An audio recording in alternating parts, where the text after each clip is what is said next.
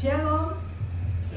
Ya, selamat kita memasuki yang memberkati hari Jumat Agung, baik yang di ruangan ini maupun yang ada di rumah. Mari kita bersama-sama menikmati, merayakan kematian yang agung Tuhan Yesus Kristus yang membawa kita mengalami kemenangan, dan akhirnya kita juga bisa bersorak-sorak karena Allah kita yang hidup, yang sudah mati bagi kita sekalian. Mari kita bersama-sama merayakan, menikmati, menghayati Jumat Agung ini.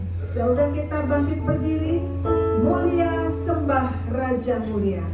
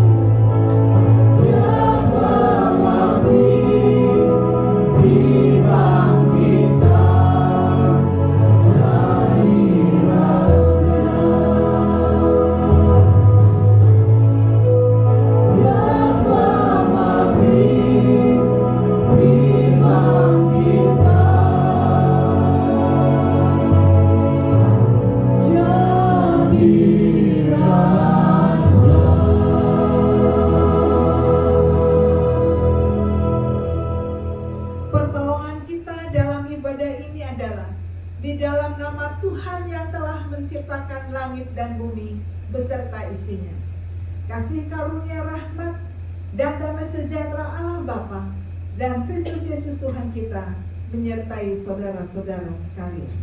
Amin. Nats pembimbing, ya yang telah menyerahkan dirinya bagi kita untuk membebaskan kita dari segala kejahatan dan untuk menguruskan bagi dirinya suatu umat kepunyaannya sendiri yang rajin berbuat baik. Amin. Amin. Firman Tuhan, silakan kembali duduk dalam hadirat-Nya yang kudus. Saat pagi hari ini, mari kita mau mempersiapkan hati kita. Kita mau mempersembahkan persembahan yang terbaik pagi hari ini. Kita mau bawa ke hadapan-Nya yang kudus.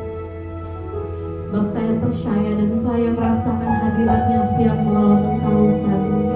Pribadi lepas pribadi masing-masing datang sama Tuhan, berkata kepadanya, berseru kepadanya, karena itu yang Dia inginkan kita untuk pagi hari ini. Kita mengagungkan Dia, karena itulah yang Dia inginkan untuk lebih dalam lagi kita menikmati Dia pagi hari ini. Dan saya mau katakan sampai hari ini kita boleh ada itu semua karena anugerah Dia yang terlalu besar sehingga Dia boleh mengaruniakan anaknya yang tunggal. Dia utus datang ke dunia ini untuk apa, saudara? Untuk engkau dan saya selamat, untuk kita punya jaminan, amin. Untuk kita punya harapan, maka itu lebih lagi kita mengandalkan Tuhan.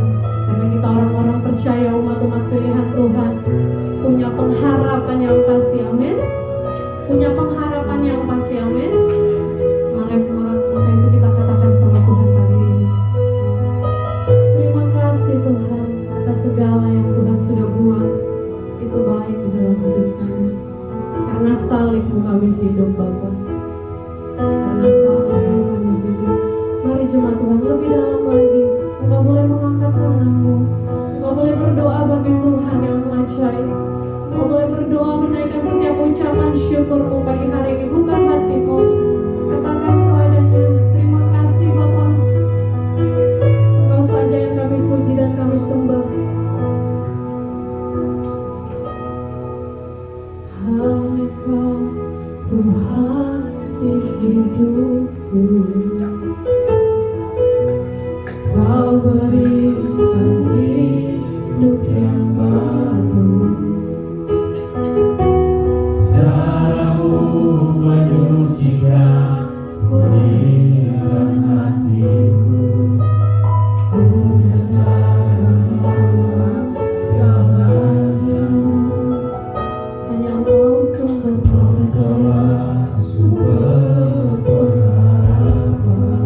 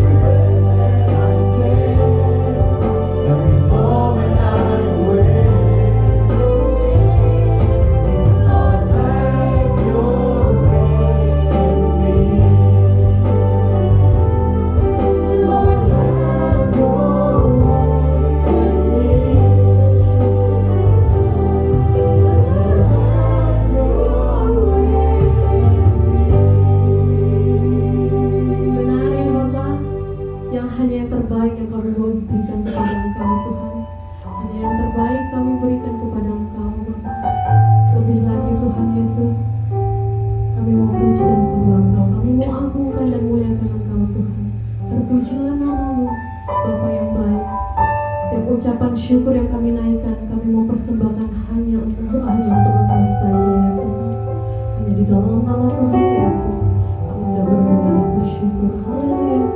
Yang bersuka cita pagi hari ini berikan kemuliaan buat Tuhan. Tepuk tangan yang terbaik buat Tuhan. Karena keselamatan itu pasti. Amin. Oleh darah anaknya dilebus kita semua. Haleluya.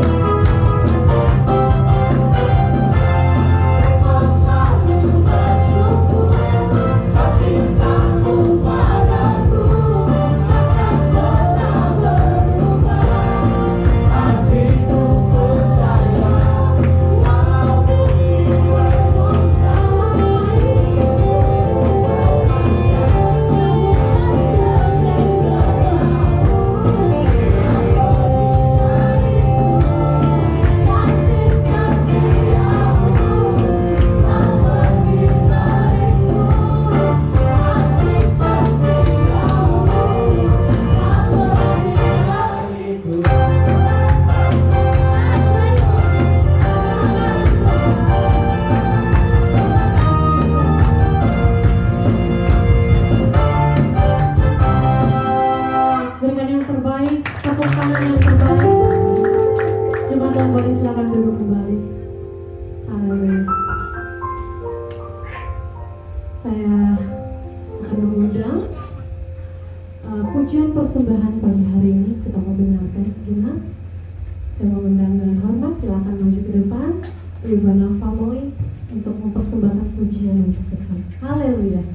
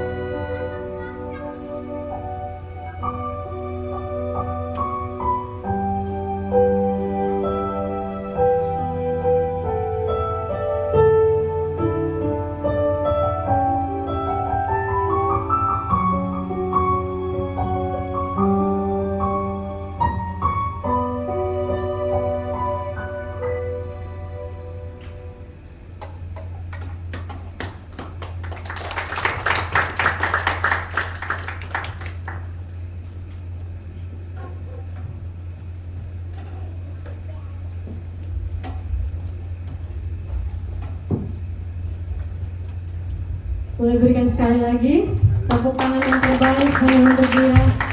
Semua pujian pengagungan hanya untuk Tuhan. Kita mau berikan pagi hari ini, amin. Tuhan Yesus memberkati setiap pujian persembahan yang sudah dinaikkan. Jemaat Tuhan masih bersuka cita, amin. Saya mau dengar semangatnya. Jemaat Tuhan masih bersuka cita? Kalau masih bersuka cita silakan bangkit berdiri kembali.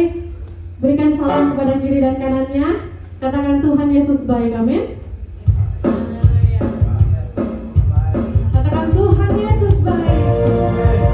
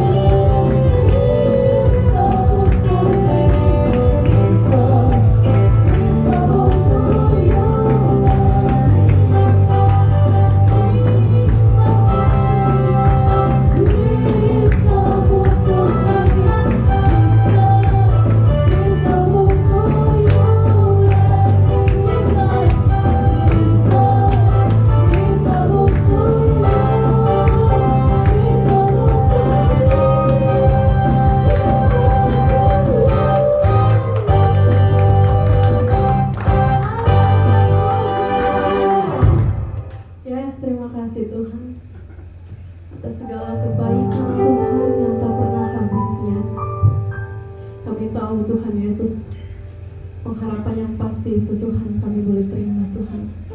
Dan biarlah hidup ini Tuhan mau terus jalan bersama dengan Tuhan. Layakkan kami pagi hari ini Tuhan, untuk mendengarkan Tuhan, untuk menerima setiap mujizat yang Kau akan nyatakan lebih lagi. Biarlah yang terbaik kami boleh berikan saat ini. Cuma Tuhan, mari katakan padanya,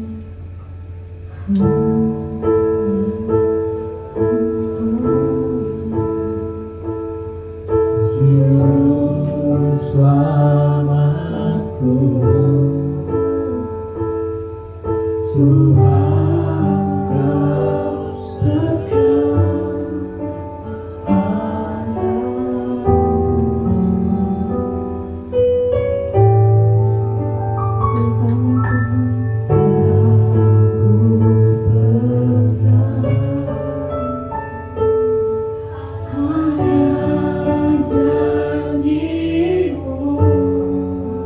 maka itu pagi ini kami mau percaya,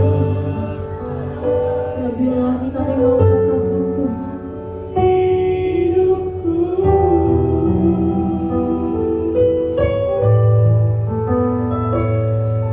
Sembah Kau Allahku, Bapa dan sahabatku, Kau yang pedulikan seluruh hidupku. hanya Dia satu-satunya. Walau lewati lembah, aku tak ditinggalkan. Yesus kekuatan di hidupku. Jemaat Tuhan, Kau boleh silakan duduk di dalam hadirat-Nya. Dengan hatimu, saya rindu berkata pada Tuhan pagi hari ini dengan segenap hati.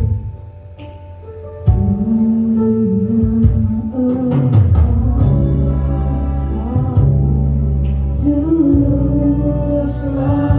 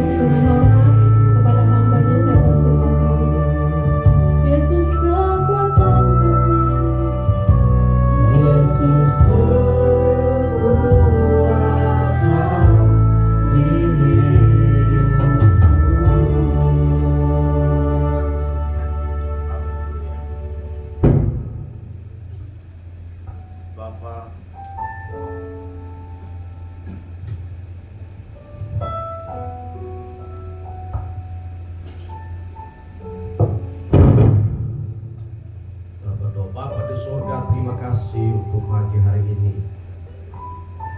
Terima kasih Tuhan untuk kebaikan-Mu kalau kami ada di dalam ruangan ini. Kami memperingati pengorbanan Tuhan yang begitu dahsyat bagi kami manusia. Kami ada di sini bukan karena gagah dan kuat kami ya Tuhan, tapi kami adalah manusia-manusia durhaka yang seharusnya dikorbankan karena dosa kami. Tuhan, Engkau mengasihi kami sehingga kami ada di sini. Kami memuji Tuhan, menaikkan pujian, mengagungkan nama-Mu.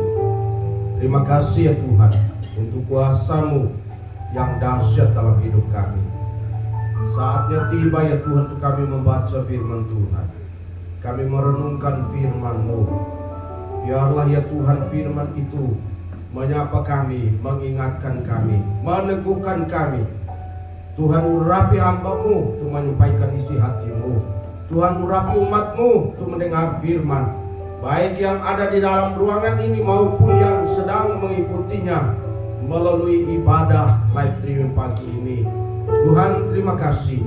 Kami berdoa ya Tuhan, Kau mencengkram kami dengan kuasa-Mu agar kami boleh konsentrasi, fokus untuk mendengar firman Tuhan. Terima kasih Bapa. Dalam nama Tuhan Yesus kami berdoa. Kami siap untuk mendengar. Haleluya.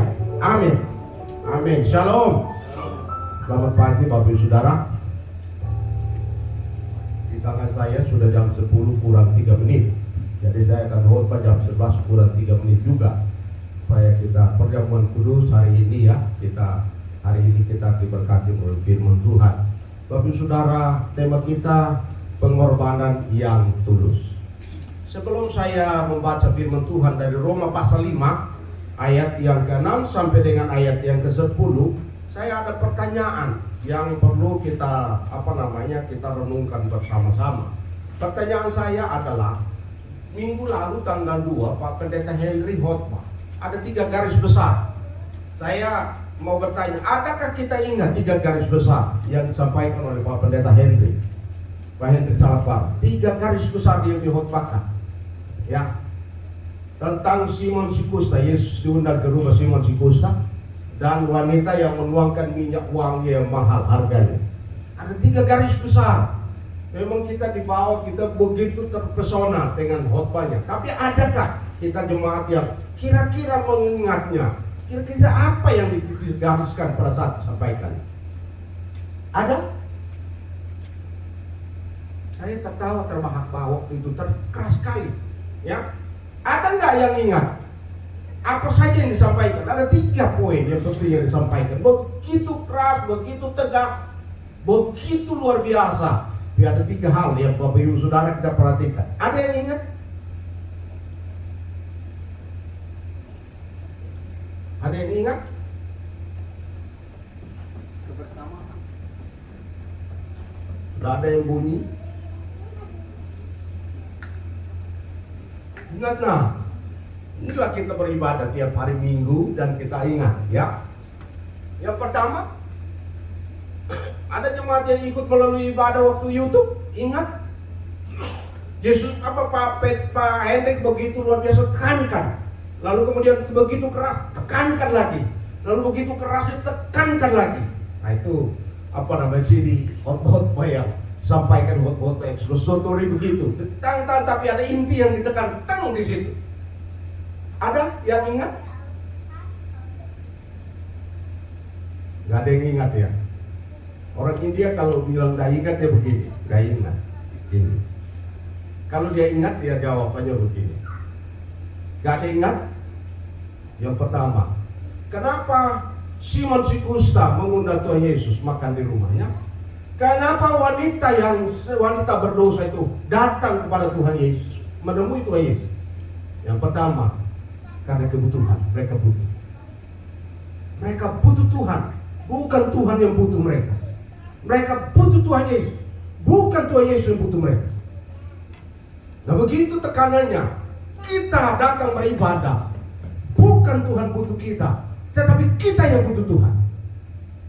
Hidup kita bisa selamat bukan karena kita butuh, tapi Tuhan yang mau supaya kita Bukan Tuhan butuh kita selamat, tapi kita butuh untuk diselamatkan. Yang kedua, ada yang ingat? Saya sudah buka garis besar tekanannya. Karena butuh kebutuhan.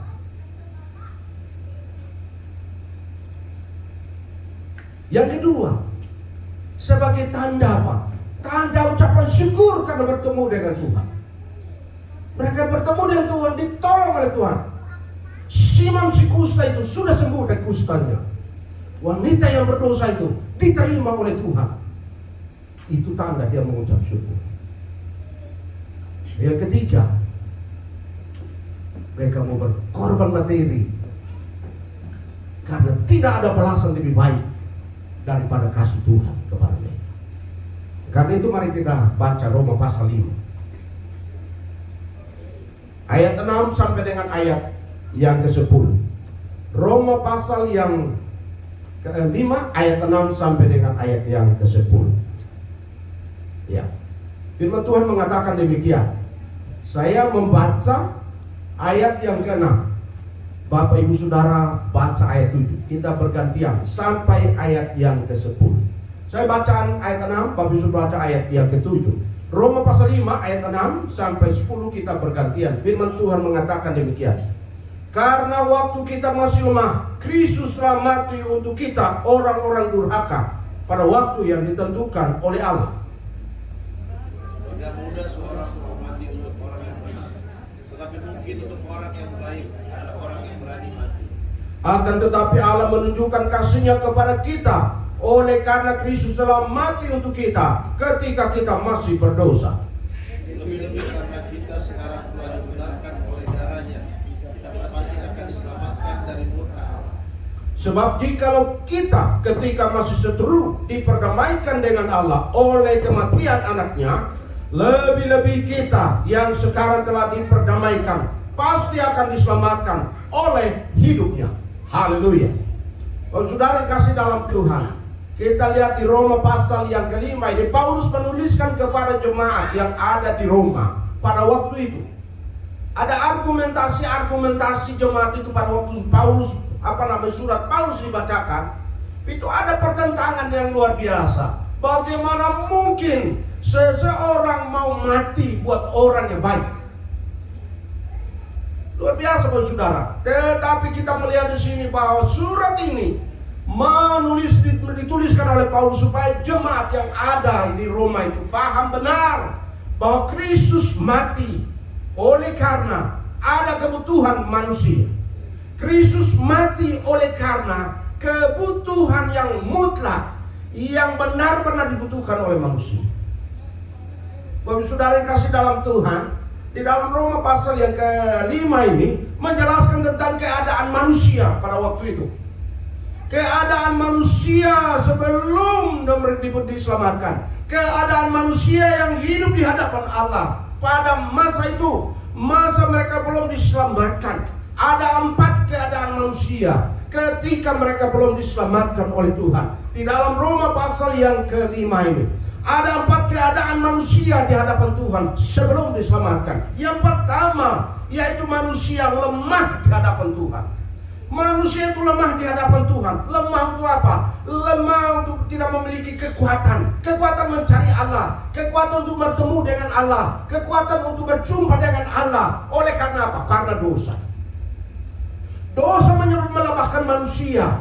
Kehidupan rohaninya begitu lemah. Itu sebabnya kelemahan itu membuat mereka mencari-cari Tuhan dengan berbagai macam cara. Ada yang beribadah dengan caranya sendiri, membuat patung untuk disembah, mencari Tuhan di kuburan, mencari Tuhan di lembah-lembah, mencari Tuhan di pohon-pohon besar. Itu menunjukkan bahwa ada kelemahan manusia sebelum diselamatkan, sebelum terjadi keselamatan yang disediakan oleh Allah di dalam Kristus. Lemah, baik secara fisik dan terlebih dari itu adalah kelemahan rohani. Sebelum diselamatkan, manusia di hadapan Allah itu secara rohani mereka tak berdaya.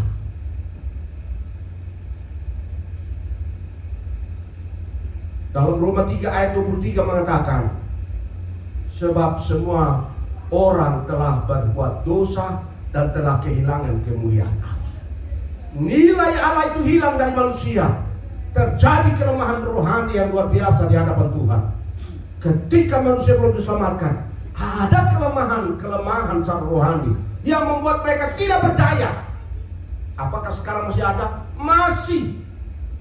Orang yang belum diselamatkan itu begitu lemah secara rohani, sehingga takut untuk beribadah berjumpa dengan Tuhan, takut dan lupa untuk berbicara dengan Tuhan, takut dan juga lemah bergaul dengan Tuhan, takut dan lemah untuk merenungkan firman Tuhan.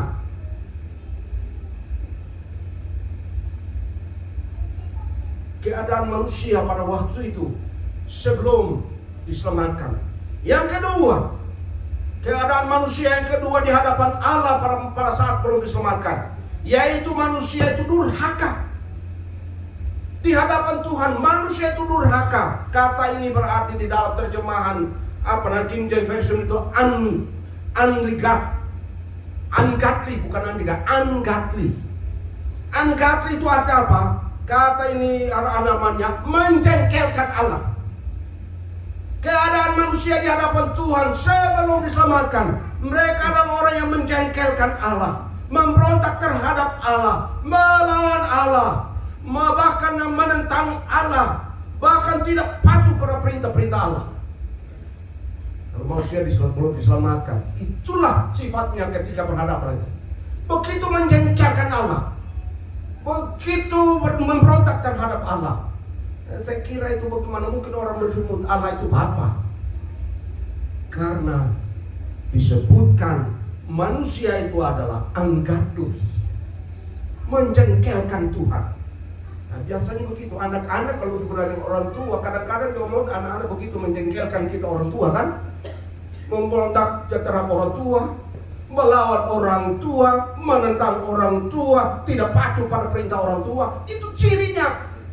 Ciri orang yang belum berjumpa dengan Tuhan adalah ungodly, menjengkelkan, membuat perasaan Tuhan itu jengkel, kecewa, dan masih banyak lagi.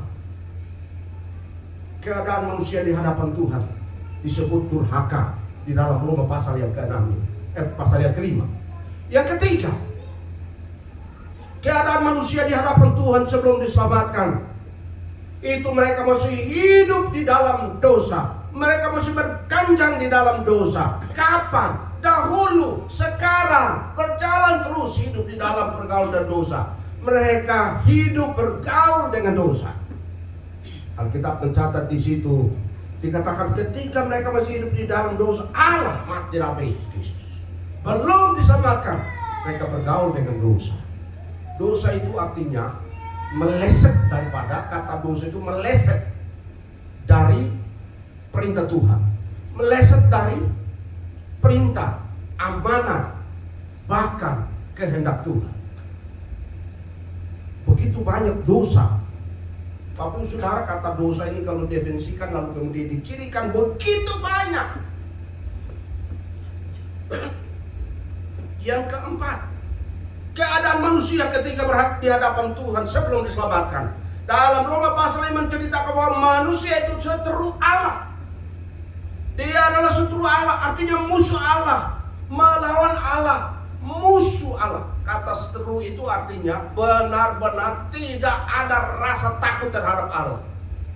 Karena begitu bermusuhan dengan Allah. Dosa mendorong manusia untuk begitu bermusuhan dengan Allah, menentang Allah, menjengkelkan Allah. Itulah manusia pada masa di mana ia belum diselamatkan. Belum diselamatkan, belum berjumpa dengan Tuhan. Bapak Ibu Saudara, seharusnya kita yang harus disalibkan, bukan Tuhan Yesus. Seharusnya saudara dan saya disalibkan, bukan Tuhan Yesus. Luar biasa. Saudara lihat di Lukas pasal yang ke-22, waktu Yesus disalibkan, berapa orang yang diselamatkan? Waktu Yesus disalibkan, berapa orang yang diselamatkan? Berapa orang yang selamat? Berapa orang yang bertobat, Pak Saudara?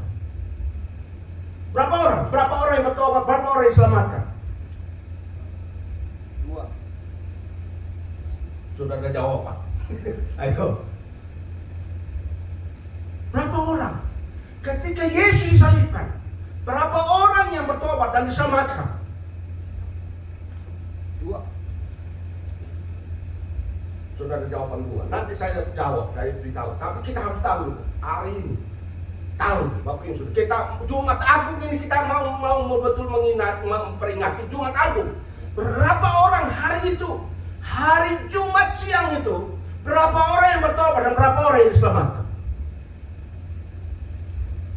Ayo. Halo. Halo. Ayo. Supaya kita benar-benar hati kita mau tahu benar bahwa kita merayakan Jumat Agung. Benar-benar hari itu Yesus disalibkan. Yesus disalibkan. Dan hari itu terjadi kegelapan selama 3 jam. Dari jam 12 sampai jam 3. Dan ada berapa orang yang diselamatkan? Berapa orang yang bertobat? Berapa orang yang diselamatkan hari itu? Begitu banyak orang yang datang. Termasuk prajurit-prajurit. Berapa orang dari antara mereka diselamatkan?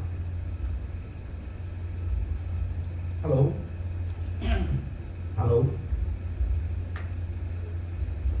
Berapa orang? Nggak tahu ya? Nggak tahu ya?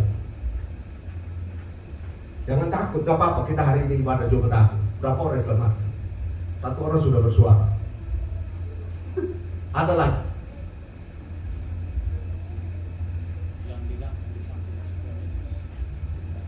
Hari itu yang percaya dan bertobat hari itu hanya 1 orang. 1 orang. Pada Jumat Agung itu sudah ribuan tahun. Hari itu hanya 1 orang yang ada di salib bersama Tuhan Yesus. Bukan yang sedang berdiri di sana dan menonton. Bukan mereka yang mengantar Yesus dan disalibkan. Hanya ada 1 orang yang bertobat, yang percaya, lalu diselamatkan oleh Tuhan Yesus. 3 orang yang disalibkan, Yesus dan 2 penjahat. Dan salah satu penjahat hari itu satu-satunya yang hari itu bertobat lalu diselamatkan. Yang satu bilang, engkau Yesus turunkan dirimu, lalu kami turun. Yang satu bilang, kau untuk ngomong yang benar-benar kau tidak sadar. Kau dan saya sepatutnya memang kita harus disalibkan karena kita punya dosa memang pantas. Tapi orang ini, Yesus ini tidak ada dosanya, tidak ada salahnya, dan tidak pantas dia di atas kayu ini. Dia tidak ada pantas di atas kayu salib. Lalu orang ini menengok ke Tuhan Yesus, dia berkata, Yesus, jangan lupa saya ya, waktu engkau datang kembali menjadi raja. Dan Yesus dalam kepayahan, itu menderita, sakit, karena cambuk. Tetesan darah begitu banyak, netes-netes. Ada perih, haus. Tapi Yesus berkata, hari ini engkau bersama dengan saya sudah di taman Firdaus.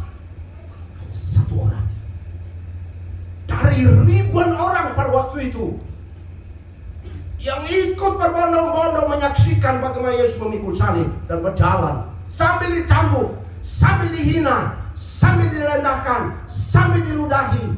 Begitu banyak orang, tetapi tidak ada satupun hari itu yang coba datang, yang sedang berjalan di situ untuk berkata, Yesus, kami tahu sekarang kau anak Allah.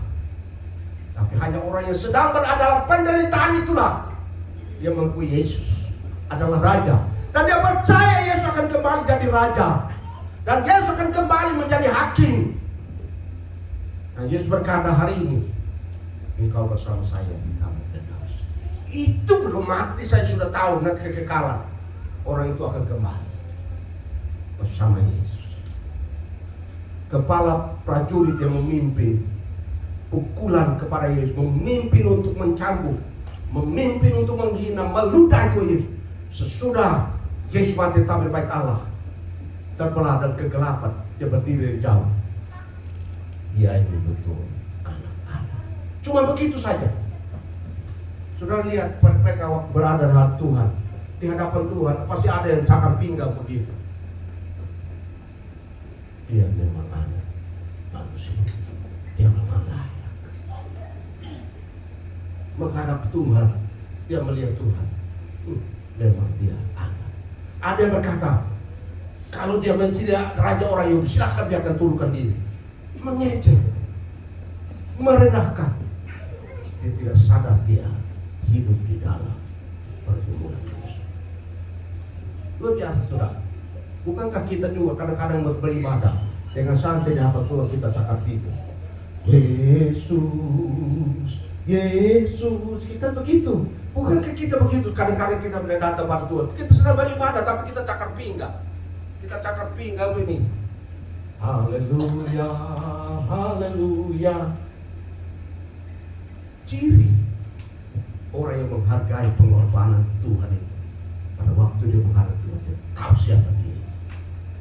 Pengorbanan Allah itu begitu luar biasa, mengerikan. Dari 4 keadaan manusia sebelum diselamatkan itu, saudara lihat di Roma pasal yang kelima itu.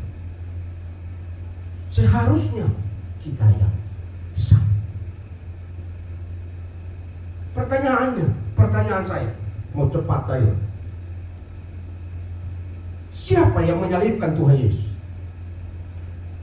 Bapak saudara, siapa sebenarnya yang menyalibkan Tuhan Yesus?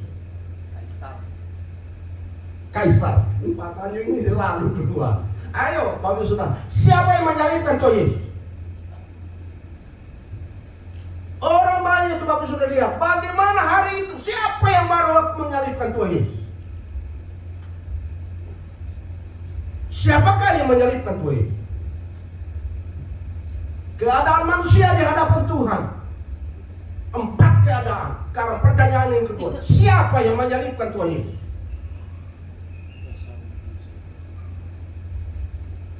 Pilatus.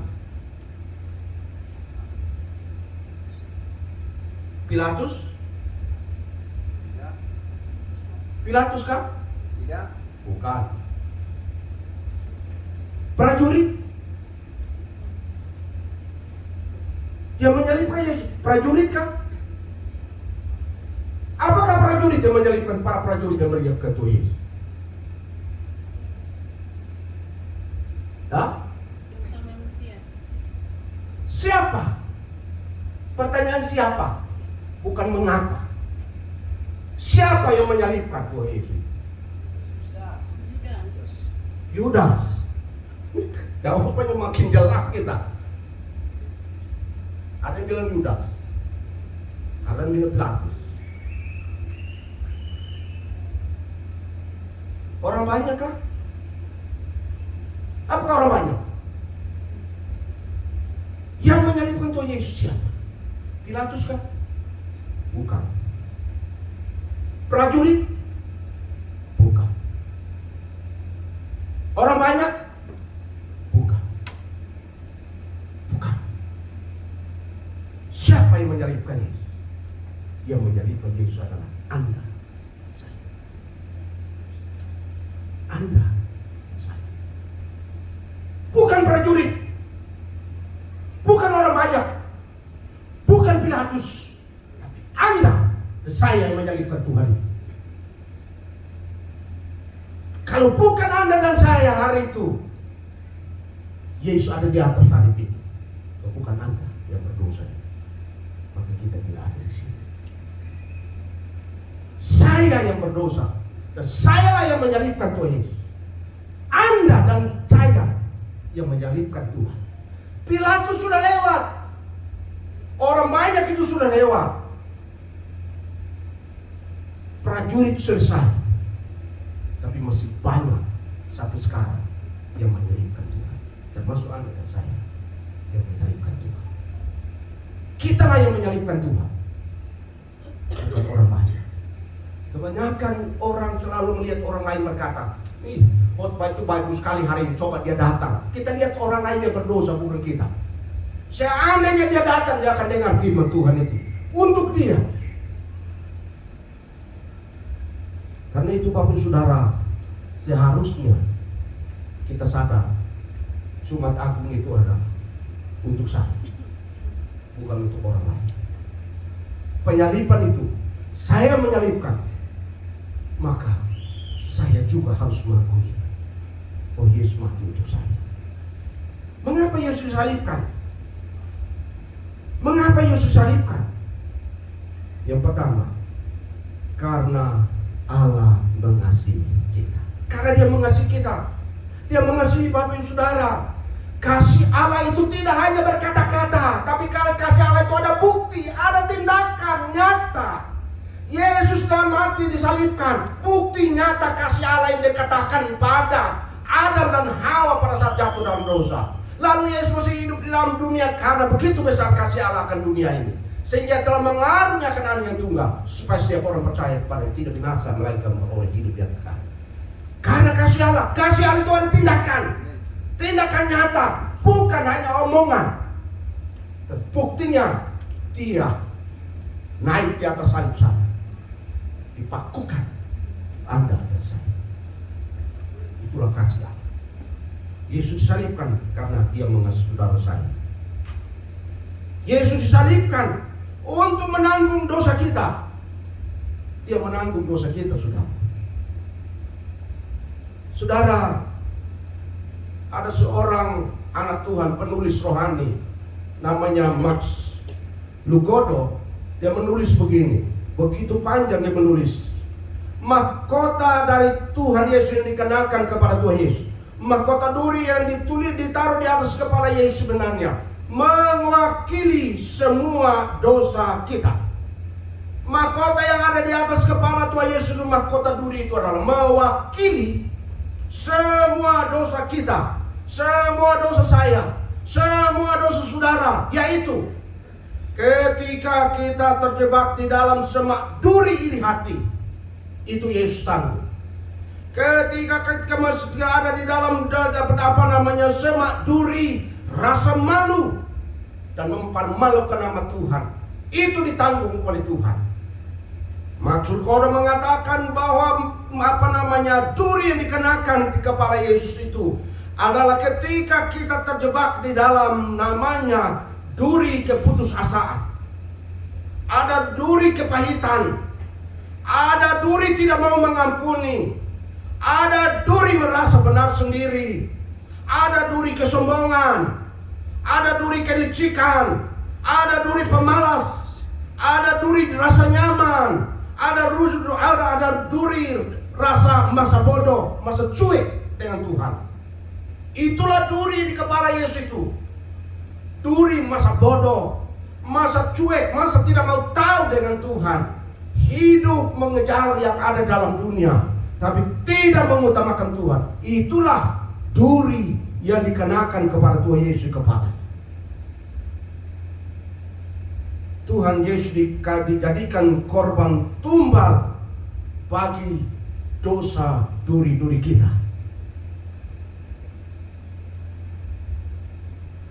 Tuhan Yesus dijadikan tumbal dosa kita.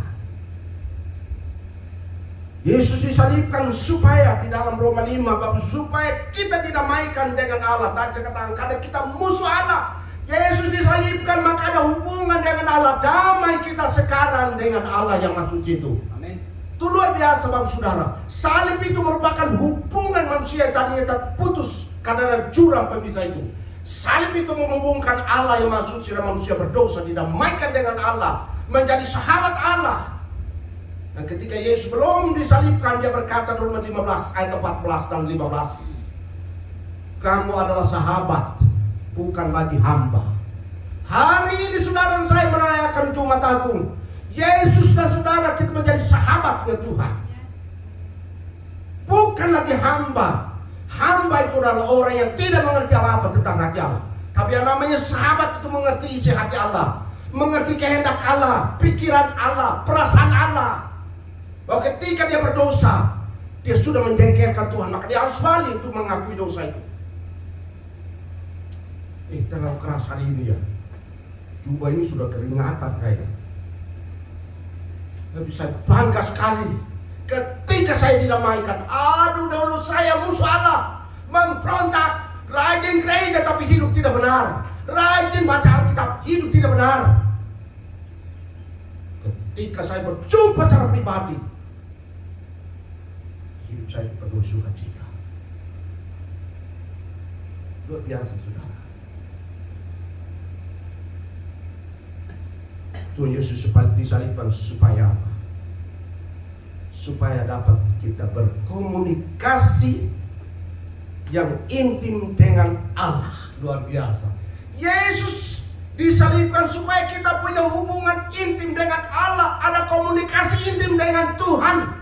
Itu Yesus disalibkan. Dahulu berkomunikasi dengan setan, berkomunikasi dengan kuburan, berkomunikasi dengan benda-benda mati, berkomunikasi pohon-pohon besar, berkomunikasi batu besar. Tapi Yesus salibkan, ada komunikasi hubungan manusia dengan Allah.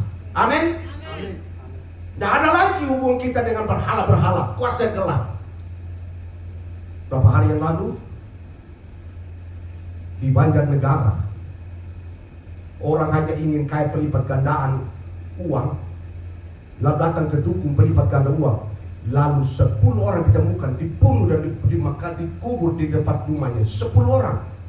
2 hari lalu dibitakan dari Banjarnegara, Jawa Tengah sana.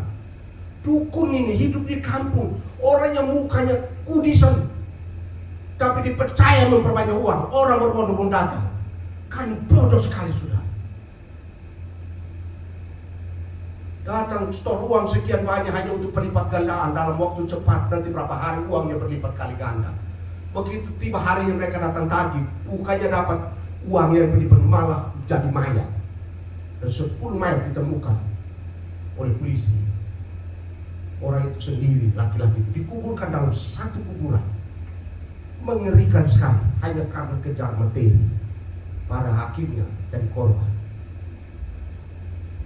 Hari ini materi kita hanya datang kepada Tuhan. Jika kita ingin hidup benar, Tuhan Yesus berkorban pasti memberkati kita. Amin. Itu penting.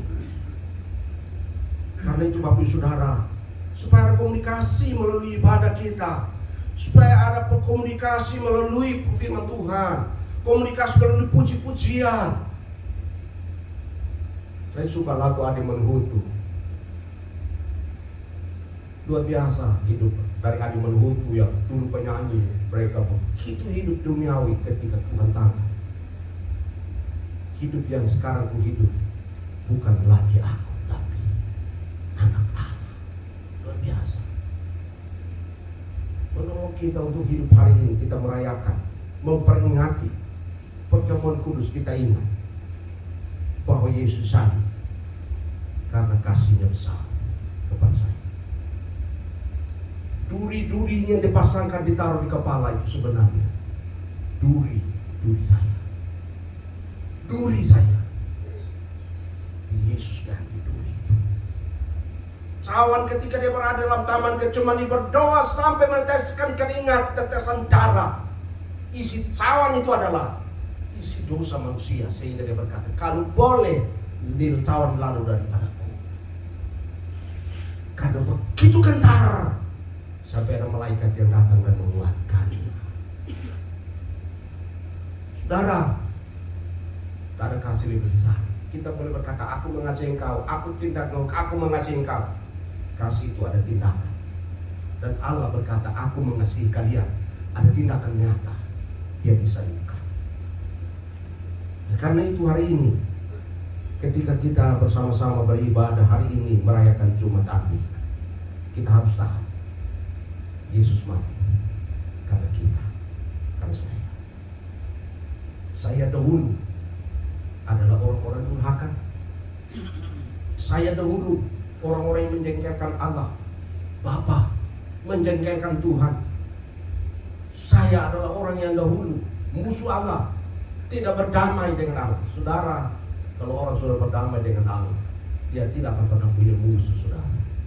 Orang yang berdamai dengan Allah, dia sudah didamaikan. Dia sudah dengan Allah itu punya hubungan yang intim, maka dia tidak punya musuh. Dia tidak bermusuhan dengan Allah, maka dia juga di dunia tidak punya musuh. Itu intinya Bapak Saudara. Yesus disalibkan dan berdamai dengan Allah. Maka ketika seorang damai dengan Allah, dia dengan siapa saja tidak ada musuh. Bahkan musuh pun menjadi sahabatnya. Itu intinya. Luar biasa, saudara. Nanti besok malam dan mimpi saya kekayaan dan kebangkitan iman itu. Yesus adalah satu-satunya yang menolong kita. Hari ini orang banyak yang datang pada hari penyaliban itu mengejek Tuhan, tidak melihat itu sebagai suatu pengorbanan luar biasa, tapi terus mengejek. Bahkan yang disalibkan di sebelahnya pun mengejek Tuhan, merendahkan Tuhan. Kalau engkau Tuhan, engkau Mesias, Raja orang itu, turunkan diri. Tapi tidak dengan orang yang sembah. Dia sadar dialah yang berdosa, seharusnya disalibkan. Memang dia patutnya disalib. Dia dipakukan karena dosa. Saudara, orang Israel minggu lalu bikin peraturan, ada rancangan undang-undang supaya orang-orang yang datang sana bercerita tentang Yesus di penjara. Itu hebat, sekarang lagi viral. Bagi orang yang datang di Israel bicara kesaksian tentang Yesus, engkau akan ditangkap dan dipenjara. Itu sudah ada, itu orang-orang apa namanya, orang-orang yang imam itu yang agak radikal itu.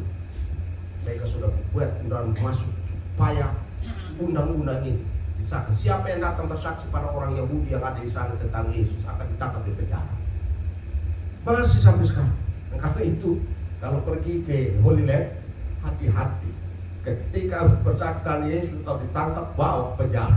Hari itu bahwa saudara, kita harus jaga, kita hidup. Yesus satu-satunya Tuhan dan Juru Selamat kita. Nah, hari ini, baik kita pagi hari ini, kita mau supaya kita tahu, saya dulu jauh dari Tuhan, karena saya yang malah ingin menyalibkan Yesus. Yesus salibkan karena dia mengasihi aku.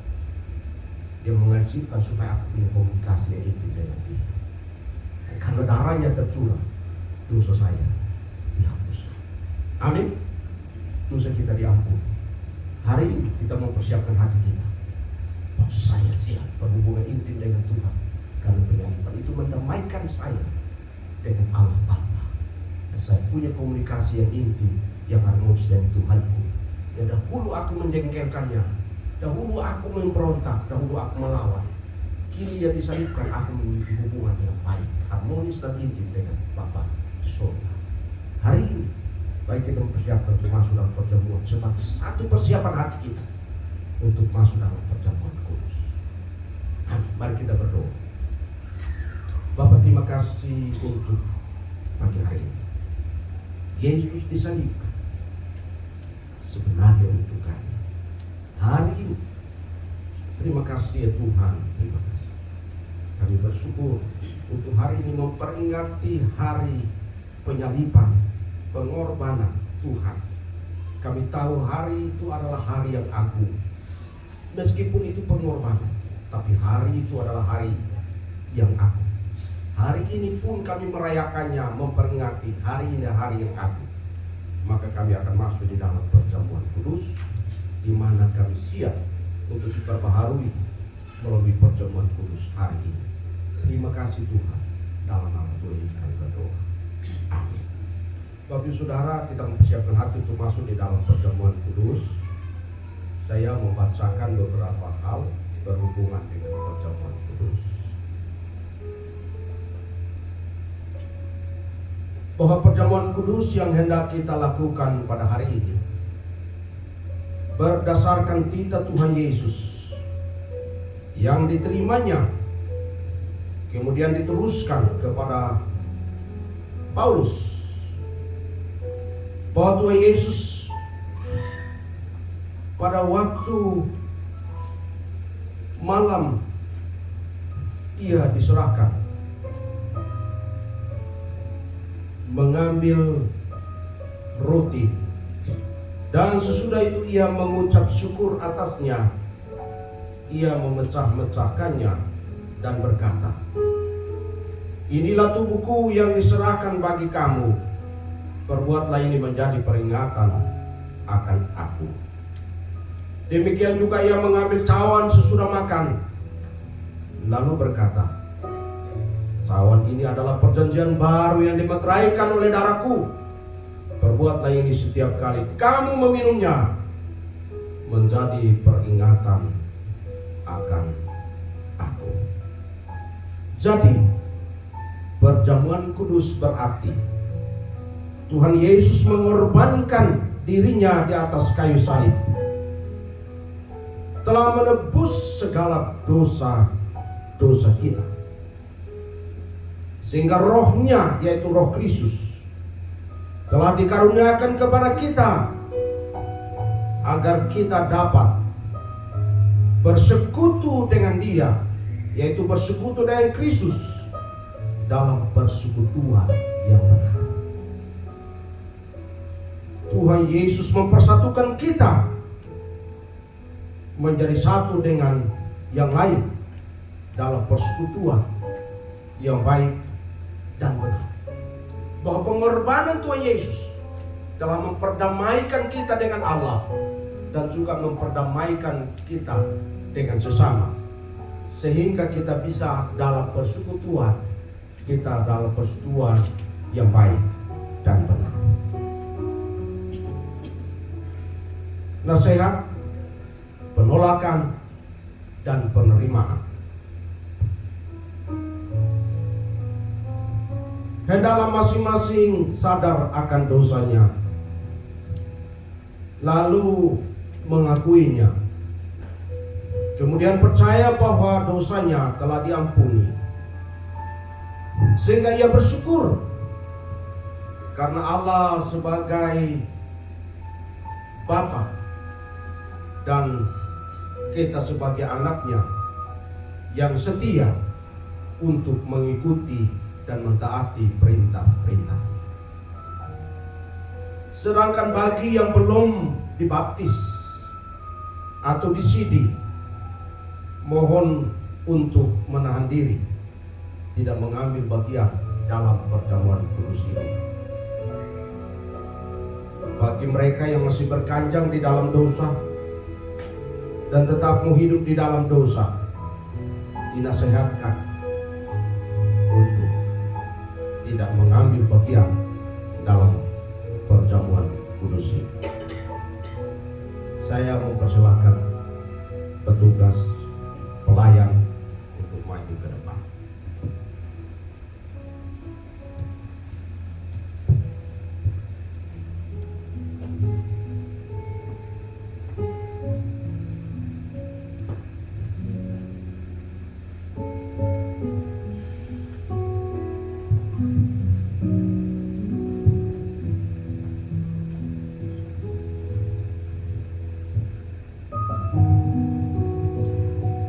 Mari kita berdoa sebelum kita menjalankan perjamuan kudus. Bapa di surga, pagi hari ini kami semua menenangkan hati kami untuk masuk di dalam perjamuan, menerima roti dan anggur sebagai tanda bahwa kami ikut merasakan pergumulan Tuhan saat disalibkan, dan sebagai tanda kami sudah ditebus, ambil bagian bersama dengan Tuhan kami Yesus Kristus. Dalam nama Tuhan Yesus kami berdoa. Kita menaikkan pujian.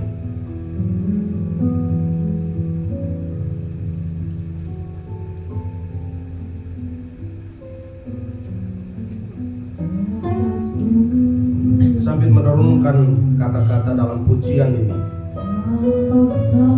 berdoa di dalam hati, mengoreksi hati kepada Tuhan untuk menerima roti dan anggur.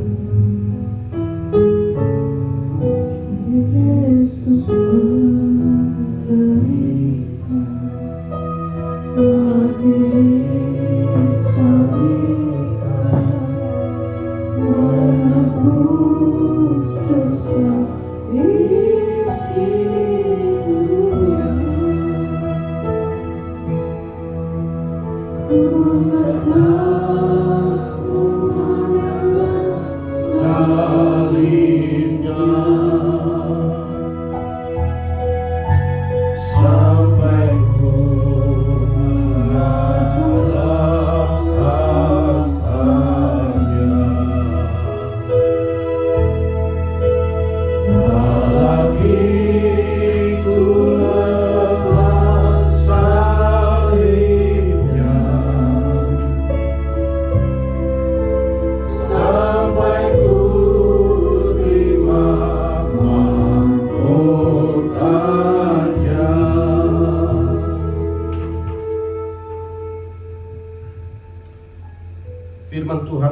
katakan demikian. Sebab apa yang telah kuteruskan kepadamu telah aku terima dari Tuhan, yaitu bahwa Tuhan Yesus pada malam waktu ia diserahkan mengambil roti. Sesudah itu ia mengucap syukur atasnya dan memecah-mecahkannya dan berkata, inilah tubuhku yang diserahkan bagi kamu, perbuatlah ini menjadi peringatan akan aku. Demikian juga ia mengambil cawan sesudah makan, lalu berkata, cawan ini adalah perjanjian baru yang dimeteraikan oleh darahku. Perbuatlah ini setiap kali kamu meminumnya menjadi peringatan akan aku.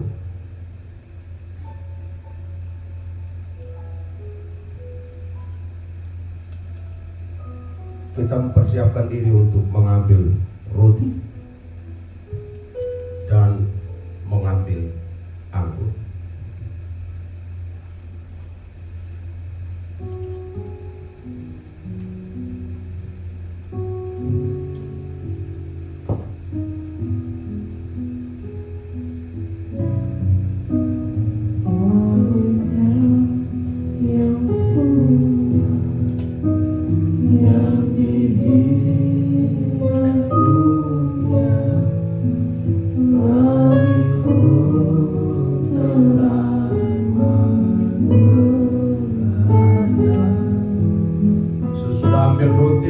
Silakan berdoa pribadi, berdoa sendiri di hadapan Tuhan. Manusia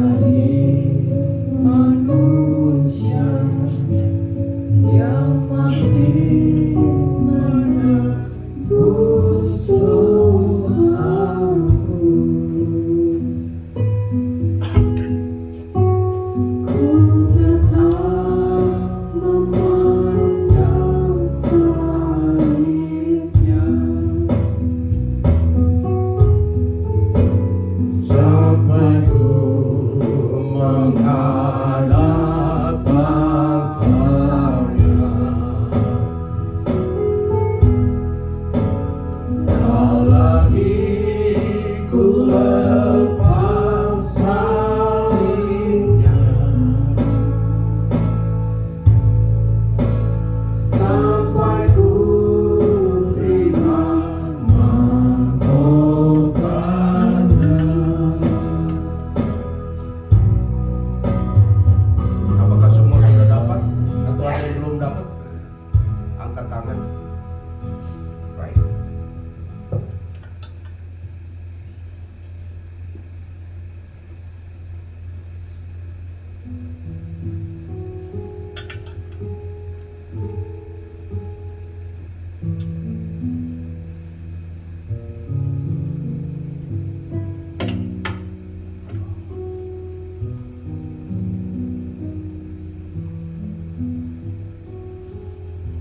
Saya undang jemaat untuk berdiri dan kita akan masuk dalam perjamuan. Semuanya sudah tersedia, karena itu ambillah dan makanlah. Semuanya tersedia dan makan di dalam nama Tuhan Yesus.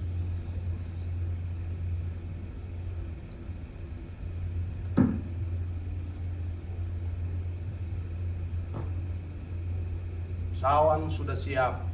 Karena itu, mari kita bersama-sama minum di dalam nama Tuhan Yesus.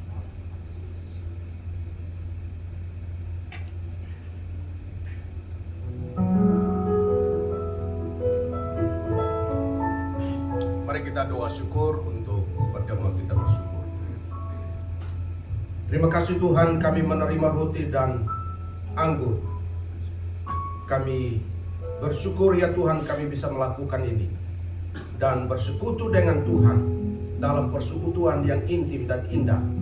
Bersekutu dengan saudara-saudara seiman dari segala abad, dari waktu ke waktu sampai selama-lamanya.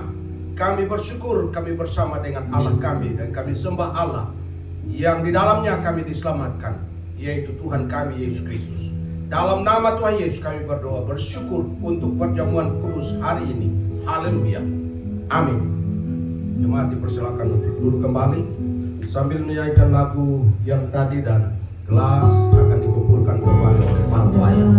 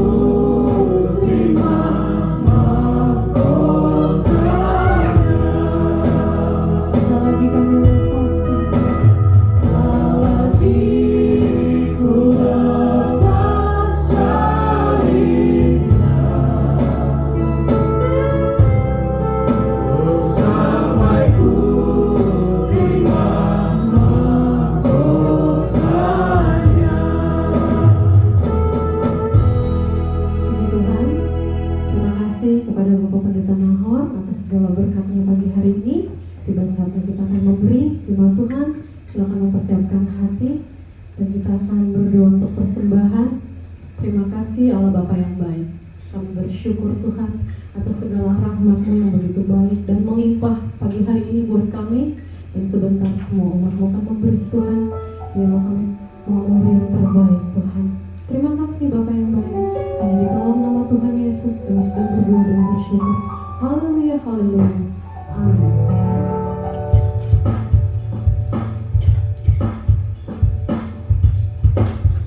Sudah terima sukacita, amin.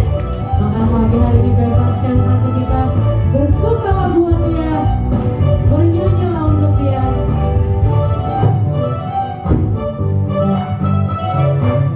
Sumber kekuatan kita itu datangnya dari surga, amin. Sukacita surga untuk kekuatan bagi jiwa, bukan merasakan kasih-Nya. Terima saudara.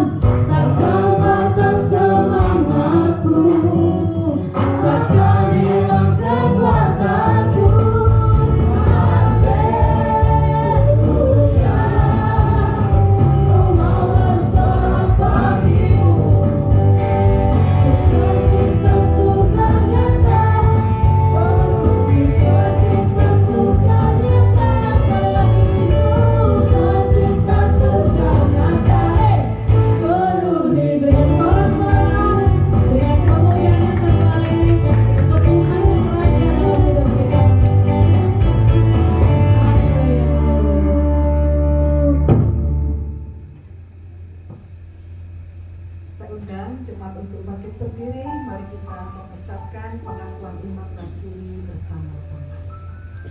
Aku percaya kepada Allah, Bapa yang Maha Kuasa, Kali langit dan bumi, dan kepada Yesus Kristus, Anaknya yang tunggal Tuhan kita, yang dikandung pada Roh Kudus, lahir dari anak darah Maria, yang menderita di bawah pemerintahan Pontius Pilatus, disalibkan, mati dan dikuburkan, turun ke dalam kerajaan maut, pada hari yang ketiga bangkit dari antara orang mati, naik ke surga, duduk di sebelah kanan Allah, Bapa yang Maha Kuasa, dan akan datang dari sana untuk menghakimi orang yang hidup dan mati. Aku percaya pada Roh Kudus, gereja yang kudus dan am, persekutuan orang kudus, pengampunan dosa, kebangkitan orang mati, dan hidup yang kekal. Amin. Mari kita berdoa. Bapa dalam surga, kami sangat syukur bahwa hari ini kami boleh merayakan, menghayati perayaan Jumat Agung. Kami berdoa bila dengan menghayati kematian Tuhan di atas kayu salib, kami semuanya juga memberi komitmen untuk mematikan segala hal yang tidak berkenan di hadapan Tuhan dalam hidup kami. Biarlah segala hal yang tidak berkenan, yang mendukakan Tuhan, bila kami mati dalam hidup kami, dan kami punya komitmen baru, apapun kami serahkan yang terbaik bagi Tuhan. Kamu hidup bagi Tuhan, Kau sudah mati bagi kami, dan kami mau hidup untuk Tuhan. Terima kasih Bapa dalam surga, kami menyerahkan untuk seluruh perayaan Jumat Agung, baik di Indonesia, di pelosok, bahkan sampai seluruh dunia. Kami berdoa biarlah melewat perayaan Jumat Agung ini, seluruh umat Kristen dikuatkan, diteguhkan untuk senantiasa datang pada Tuhan yang sudah mati, mengampuni dosa kami, sehingga kami mengalami pembaharuan, pemulihan di hadapan Tuhan. Terima kasih Bapa dalam surga, juga menyerahkan untuk setiap gereja-gereja yang sedang mengalami kesulitan, beberapa gereja yang masih ditutup, biarlah Tuhan menolong setiap umat Tuhan, sehingga sekalipun gerejanya masih ditutup, tetapi hati mereka tetap semangat, karena kami percaya bahwa kematian Tuhan Yesus akan memulihkan semuanya. Menyerahkan pemerintah dari pusat maupun daerah, kami serahkan dalam tangan Tuhan, berikan hikmat takut akan Tuhan, bahkan mengutamakan kepentingan seluruh bangsa, bukan kelompok ataupun golongan tertentu. Tolong berikan keberanian bagi seluruh pemerintah, baik pusat maupun tingkat-tingkat yang terkecil di daerah. Berikan keberanian untuk menyatakan kebenaran dan keadilan bagi seluruh umat manusia, suku, bangsa, dan bahasa dan agama, sehingga keadaan sosial dirasakan oleh seluruh umat di Indonesia. Terima kasih Bapak, menyerahkan bangsa negara kami dalam tangan Tuhan, dan menyerahkan untuk seluruh perayaan Jumat Agung. Tuhan dimuliakan. Dalam nama Tuhan Yesus kami berdoa, menyerahkan syafaat kami. Bapa kami di surga, pujilah namamu, datanglah kerajaanmu, jadilah kehendak-Mu di bumi seperti di surga. Berikanlah kami pada hari ini makan kami secukupnya, dan ampunilah kesalahan kami, seperti Kau juga mengampuni orang bersalah pada kami. Dan jangan bawa kami ke dalam pencobaan, tetapi lepaskan kami daripada yang jahat. Karena punya kerajaan dan kuasa dan kemuliaan sampai selama-lamanya. Amin.